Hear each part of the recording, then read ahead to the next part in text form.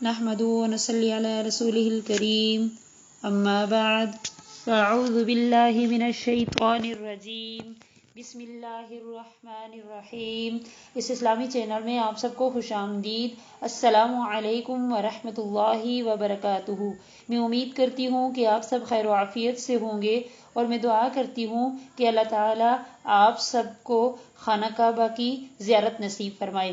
معزز سامعات، روز کی طرح آج میں ایک دفعہ پھر آپ کی خدمت میں ایک نیا موضوع لے کر حاضر ہوئی ہوں۔ تو معزز سامعات، چلتے ہیں آج کے موضوع کی طرف۔ میرا آج کا موضوع ہے کلمہ کا حق۔ تو معزز سامعات، کلمہ طیبہ پڑھنے میں بہت آسان ہے، لیکن میزان میں بہت بھاری ہے۔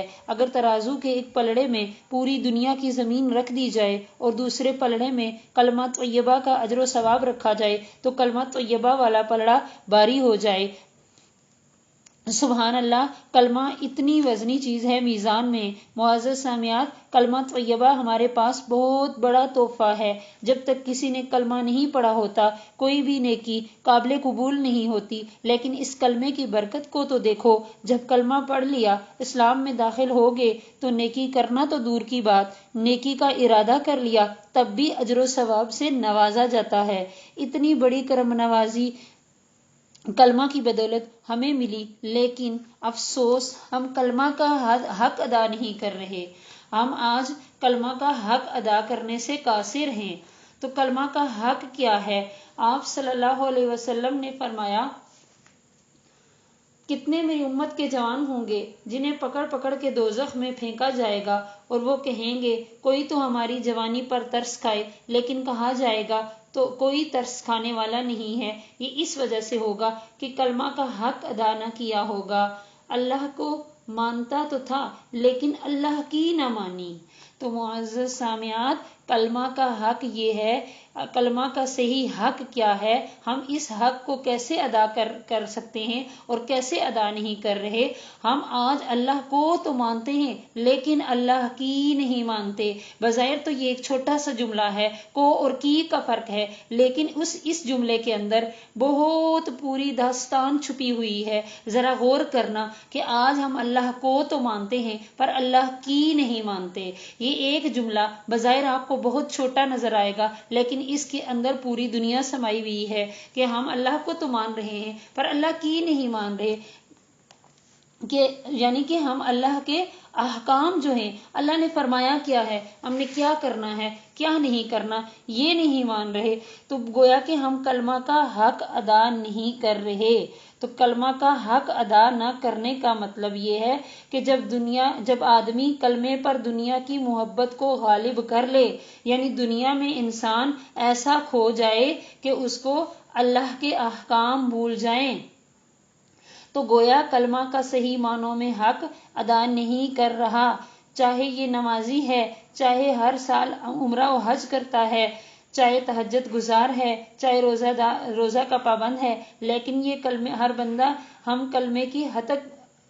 کلمے کی ہتک کر رہا ہے کہ دنیا کی محبت میں گرفتار ہے۔ اس کے سامنے آخرت نہیں ہے، اس کے سامنے اللہ اور اس کے رسول کے بتائے ہوئے طریقے نہیں ہیں۔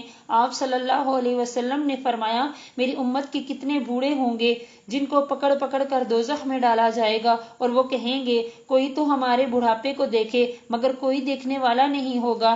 میری امت کی کتنی عورتیں ہوں گی جنہیں ننگا کر کے ان کے سروں کے بالوں سے پکڑ پکڑ کر دوزخ کی آگ میں پھینکا جائے گا، اور وہ پکاریں گی، ارے کوئی ہمارا پردہ کر دے اور کوئی ہمیں دوزخ سے بچا لے۔ لیکن کہا جائے گا تم نے دنیا میں کلمے کی توہین کی اور آج تمہیں دوزخ کی آگ کا مزہ چکھایا جائے گا۔ جب انہیں دوزخ میں پھینکا جائے گا اور دوزخ کی آگ انہیں پکڑنے آئے گی تو سارے مل کر کلمہ پڑھیں گے، آگ پیچھے ہٹ جائے گی، پھر آگ ان کو کھانے کے لیے آئے گی، پھر کلمہ پڑھیں گے، آگ پیچھے ہٹ جائے گی۔ دوزخ کا داروغہ یعنی دوزخ کا جو مالک ہوگا کہے گا، تجھ کو کیا ہوا، تو ان کو کھاتی کیوں نہیں؟ وہ کہے گی یہ کلمہ پڑھتے ہیں، میرا کلمے پر بس نہیں چلتا۔ وہ کہیں گے اچھا اب پکڑو۔ اب جب وہ آگ پکڑنے کے لیے آئے گی اور وہ کلمہ پڑھنا چاہیں گے تو اللہ تعالیٰ ان کی زبانوں پر تالا لگا دیں گے۔ کیوں تالا لگا؟ کیوں ارے ظالم، تو نے دنیا کی خاطر میرے کلمے کی ہتک کی، میرے کلمہ کا حق ادا نہ کیا، آج میں تجھے آگ میں جلاؤں گا۔ اللہ تعالیٰ نے پہلی مرتبہ زبان پر تالا کیوں نہیں لگایا؟ 3 دفعہ مہلت دے کر یہ بتایا کہ اگر تو دنیا میں اس کلمے کو سامنے رکھ کر زندگی گزارتا تو تجھے دوزخ کی آگ کچھ نہ کہتی، لیکن تو نے کلمے کو توڑا اور تو نے میرے کلمے کی توہین کی اور اسے دنیا میں پھیلانا اپنا کام اور اپنا مقصد نہ بنایا، اس لیے آج تجھے اس کا مزہ چکھنا ہوگا۔ یہ درد غم آج اچھے بھلے نمازیوں اور اچھے بھلے نیک لوگوں کے دل سے نکلا ہوا ہے، سب پر دوسروں سے آگے نکلنے کا بھوت سوار ہے۔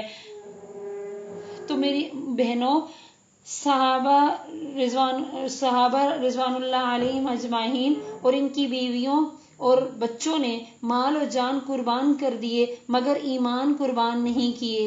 قیامت تک کے لیے بتا دیا کہ ہماری زندگی کا مقصد اللہ تعالیٰ کے کلمے کو بلند کرنا ہے۔ ہم دنیا میں کسی اور مقصد کے لیے، خاص مقصد کے لیے نہیں آئے، یہ تو صرف گزرگاہ ہے، یہاں صرف ہم نے ضروریات کو پورا کرنا ہے، لیکن ساتھ ساتھ ہم نے اصلی مقصد کو پہچاننا ہے۔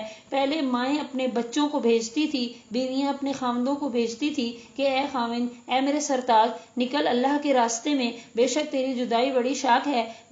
لیکن میری بہنوں، اگر اس زمانے کی عورت اپنے سینے پر پتھر نہ رکھتی تو آج دنیا میں کوئی کلمہ پڑھنے والا نہ ہوتا، آج دنیا میں ہر بندے تک دین اسلام پہنچا نہ ہوتا۔ اگر اس زمانے کی بیوی آج کی بیوی کی طرح ہوتی اور اس زمانے کی ماں آج کی ماں کی طرح ہوتی تو دنیا میں کوئی کلمہ نہ پڑتا۔ ان کے بھی جذبات تھے کہ ہمارے گھر والے ہمارے سامنے رہیں، ان کے بھی جذبات تھے کہ ہمارے بیٹے ہماری آنکھوں کے سامنے رہیں، لیکن انہوں نے سینے پر پتھر رکھ کر کہا جاؤ بیٹو جاؤ، ہم تو صبر کر لیں گی، اللہ کے دین کو پھیلاؤ۔ حضرت ام فضل رضی اللہ تعالی عنہا کے 10 بیٹے تھے مگر ایک بھی ماں کی آنکھوں کے سامنے نہیں مرا۔ فضل ابن عباس رضی اللہ تعالی عنہما شام میں شہید ہوئے، عبداللہ ابن عباس رضی اللہ تعالی عنہ طائف میں شہید ہوئے، عبید اللہ ابن عباس رضی اللہ عنہ یمن میں شہید ہوئے، عبد الرحمن ابن عباس شمالی افریقہ میں شہید ہوئے، قاسم ابن عباس سمرقند میں شہید ہوئے، کثیر ابن عباس ینبوع میں شہید ہوئے۔ سارے بیٹوں کی قبریں مختلف جگہوں پر ہیں۔ ماں نے ایک بیٹا بھی اپنی آنکھوں کے سامنے مرتے نہیں دیکھا۔ اس وقت کی مائیں یہ کہتی کہ ہمارے بیٹوں کے بھی کاروبار بنے، ہمارے بیٹے بھی ہماری آنکھوں کے سامنے رہیں تو آج دنیا میں دین نہ پھیلا ہوتا۔ ان کے گھر تو خالی تھے، ان کے گھروں میں تو کھانے کو بھی کچھ نہیں تھا، مگر وہ سارے عالم میں کلمے کو پھیلا کر دکھلا گئے، کلمہ کا حق ادا کر کے دنیا سے چلے گئے۔ تو آئیے ہم بھی آج سے یہ عہد کرتے ہیں کہ ہم نے بھی اس کلمہ کا حق ادا کرنا ہے۔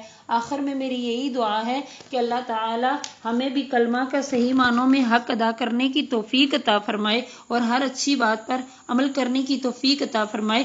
وما علینا الا البلاغ المبین۔